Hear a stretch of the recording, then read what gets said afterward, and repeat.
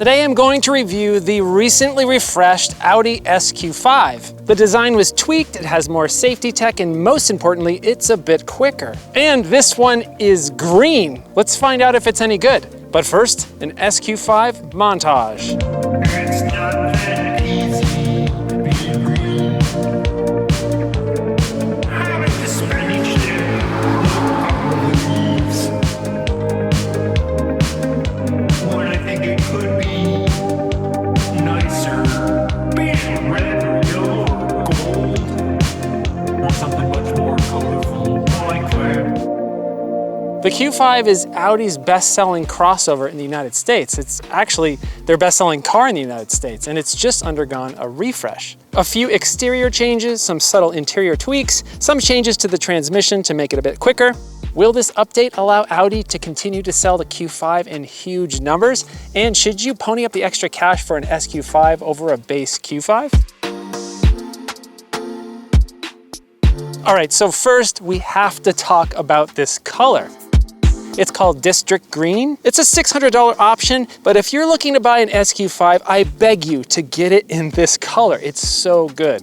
And if you don't, you're basically telling automakers that fun colors aren't worth making, and we'll end up with gray cars for the rest of eternity. So please, if you get an SQ5, get it in the good color. All right, so let's talk about this design refresh. The changes are subtle, mainly to the front and rear. The new grille looks great, maybe a bit hard to keep clean with all these nooks and crannies, but if you're spending this much money on a car, you're probably having someone else clean it for you. The base Q5 is a pretty clean and simple and safe design. The SQ5 dials it up a notch. It looks a lot racier, but not over the top. It still maintains a relatively quiet sophistication, which I appreciate. We also have the nearly $10,000 prestige package on this SQ5. You get lots of extras. They're mostly on the interior, but there's a couple exterior features as well, like these super cool matrix design LED lights and LED taillights. We also have the optional 21-inch wheels, which look great. And out here in the back, we've got fake tailpipes. They look great, but nope, they're not real. They are imposters. The real exhaust is tucked right underneath them. But that's my only real complaint. This thing looks pretty good for a crossover. All right, let's check out the inside.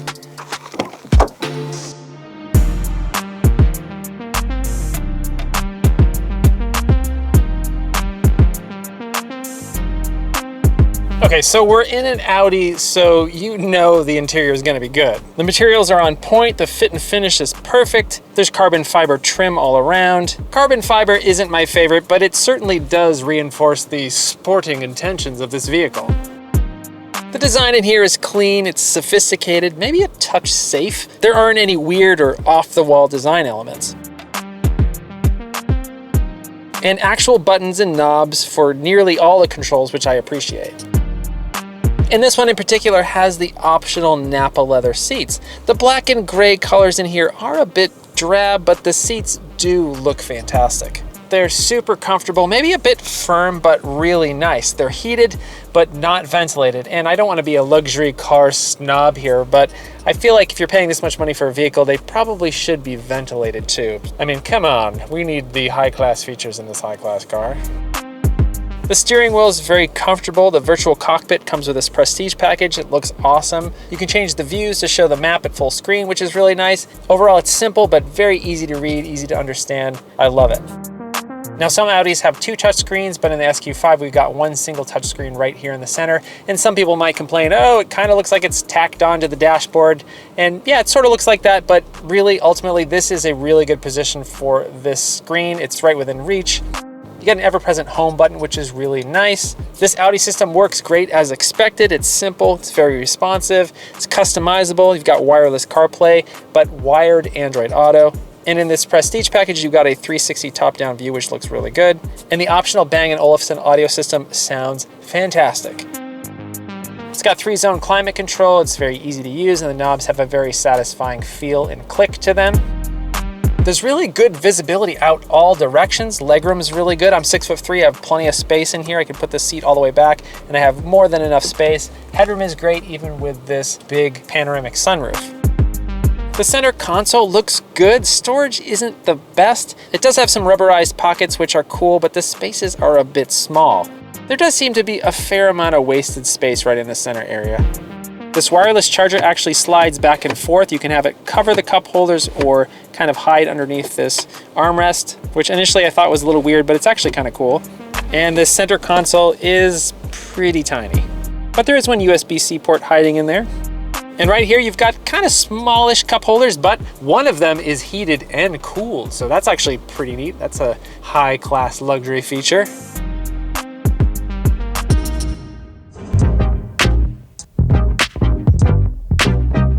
So in the back here, we've got 38 inches of legroom, and for my seat set for myself at 6'3" in the front, I have just enough space to fit comfortably back here. Pretty decent amount of headroom. Not in the center though. Center is a little bit more tight. Actually, it's not that bad, but you do have this gigantic hump there in the center, which makes it really not a great place to sit. There's really good visibility out this vehicle, especially with this giant panoramic sunroof. It feels pretty open. You've got rear climate controls, you've got air vents, you've got a couple USB ports. Oh, and these rear seats, they recline, but not really a whole lot at all. But one cool thing is you got rear heated seats as part of this Prestige package, and a center armrest with some incredibly small cup holders, but at least you got some. If you want to install a baby seat, the latch anchors are really easy to get to, though it has these covers that you might end up losing. Really easy to install a forward-facing car seat, though you might need to push those front seats up a little bit to install a large rear-facing seat. The cargo area does feel a touch small, though not too far off from the competition. Got around 26 cubic feet with those seats folded up. You've got these nice little handles that can fold down those rear seats, though they never really seem to ever want to go all the way down, so you kind of got to reach in here and push them down. And with these folded down, you've got about 54 cubic feet. One cool feature though, with the air suspension, you can actually raise and lower the vehicle if you got something like really heavy. It makes it way easier to load.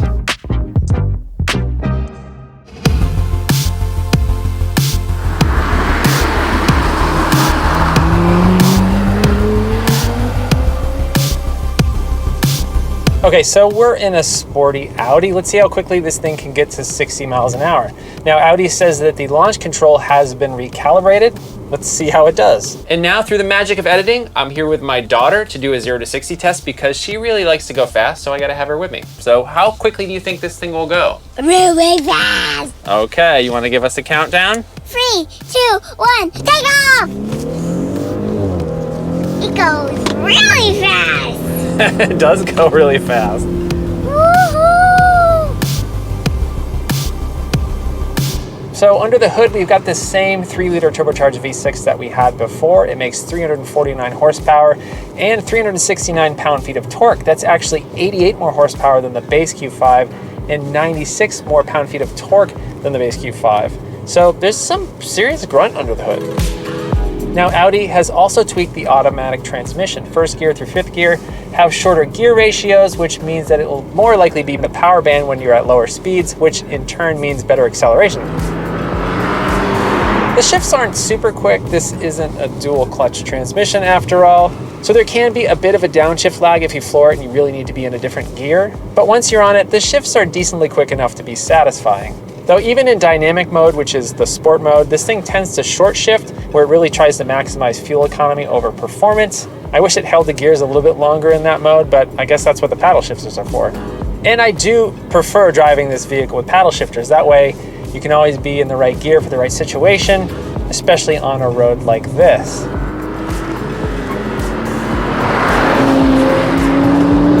So all 362 horses are routed through Audi's Quattro all-wheel drive system. It's a rear bias system, so as much as 85% of the power can be sent to the rear wheels. And being in the sportiest of the Q5s, you might expect the exhaust to have some serious growl and some serious grunt, but it's more or less pretty subdued. There's some slight pops and some slight gurgles in dynamic mode.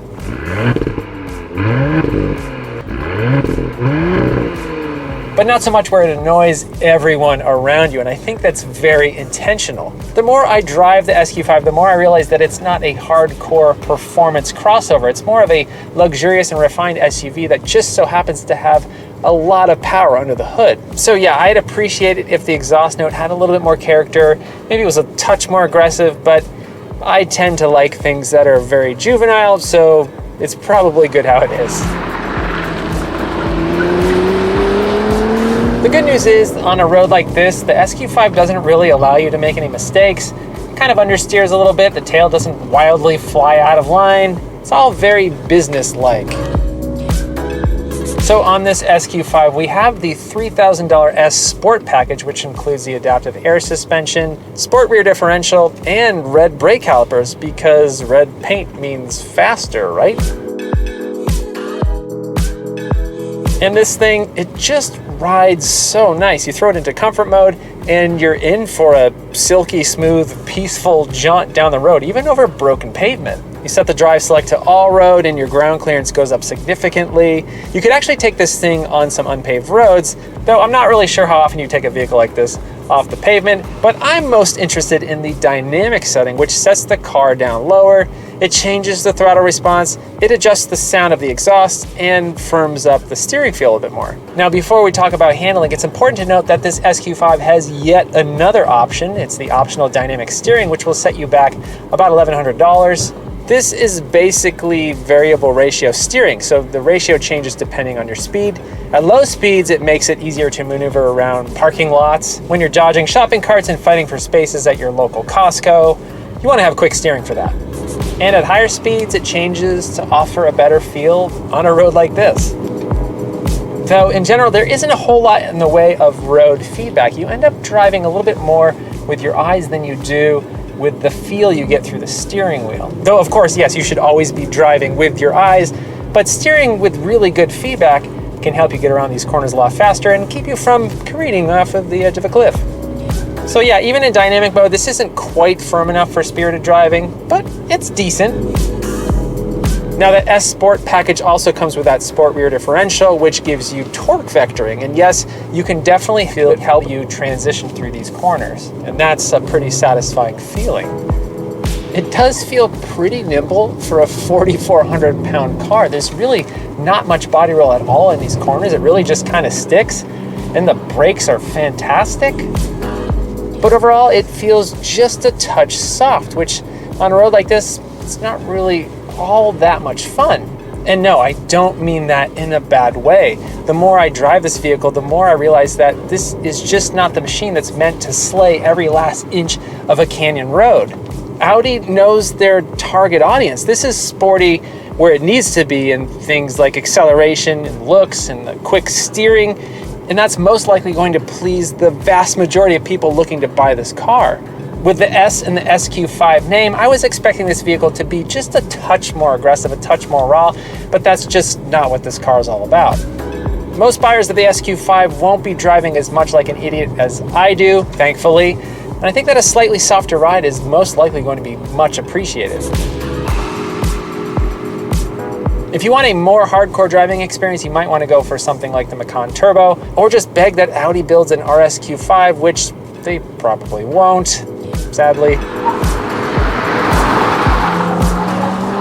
All right, let's put it back into comfort mode and talk about some practical stuff. Even the base Q5 comes with a good deal of safety tech standard, though things like adaptive cruise control and lane keep assist only come as part of an option package, which is a bit weird considering that those often come standard on much, much cheaper vehicles. And when it comes to fuel efficiency, this thing clocks in at 18 miles per gallon city, 24 highway, and 20 combined, which is acceptable considering what this vehicle is capable of.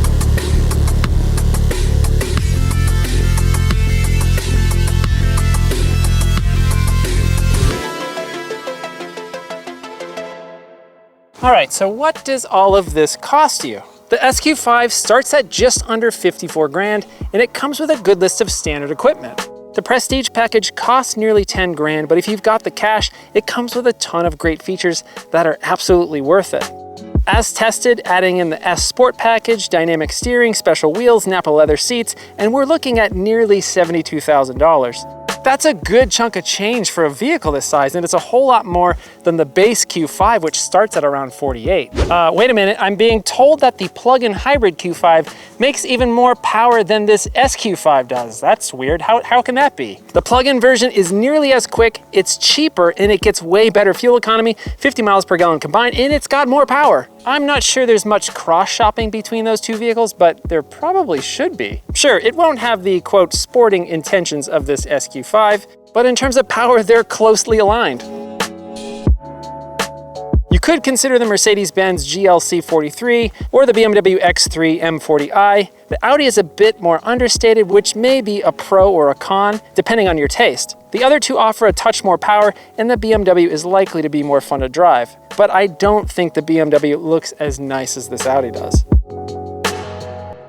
Okay, so what's the verdict on this beautiful green SQ5? It's quick, it's luxurious, and it's practical enough to haul around your family. The ride is smooth, the infotainment is great, but is it a sporty enough driving experience to wear that S badge?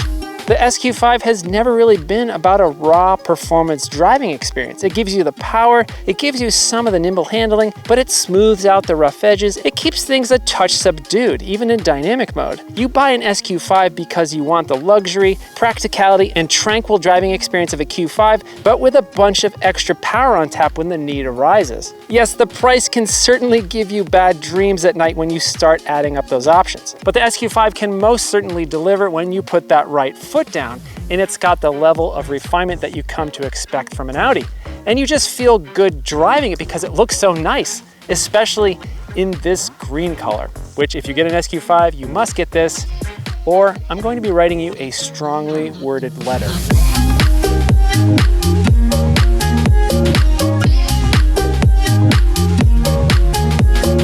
What do you think? Would you consider an SQ5? Let me know in the comments below. Thanks so much for watching. If you like this video and you want to see more just like it, please consider hitting that subscribe button and that bell icon so you can get notified of all my new car reviews, used car reviews, and updates on my fleet of mostly terrible and broken 1980s and 1990s cars. If you'd like to help support the channel, you can do so by becoming a patron at patreon.com/HelloRoad. For as little as $2 a month, you can get early access to all my videos and more, and it helps me make more videos like this. Or you can help support the show by purchasing a Hello Road t-shirt or sticker. I have a whole bunch of new Hello Road sticker designs. You can do that at helloroad.tv/shop. Thanks so much for watching. I hope you're well, and I'll see you soon.